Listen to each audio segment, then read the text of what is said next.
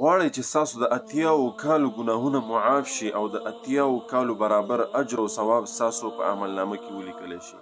یقینا ډیره حیرانکونه خبره ده او زموږ او ستاسو د سوچ نه ډیره بهر خبره ده چې 80 کاله زندگی به د چا وي، بیا 80 کاله ګناهونه به بیا چا کړي وي او دغه رنګې بیا 80 کاله اجر او ثواب او نیکۍ حاصلول یقینا د سوچ نه بهر خبره ده. خو فرمان د رسول الله صلی الله علیه وسلم دی او راوی حضرت ابو هریره رضی الله تعالی عنه دی. فرمایي چې نبی کریم صلی الله علیه وسلم او فرمایل چې کوم مسلمان د جمعې مبارکې په ورځ باندې د مازیګر مونځ نه پس په خپل ځای باندې کېناستو او 80 ځلې دغه آسان او مختصر درود ویلو، نو وی الله جل شانه به د دې مسلمان د 80 کالو ګناهونه معاف کی او د 80 کالو برابر اجر او ثواب به د په عملنامه کې ولیکل شي. نو هر مسلمان نارینه او زنانه ته دا پکار دی چې د جمعې مبارکې په ورځ باندې دغه تقریبا 10 منټه 8 منټه وخت پې لګیږي د مازدیګر مونځ هم چې کله وکړو په خپل ځای باندې کښېنئ، پاسېږئ مه، خبرې اترې مه کوئ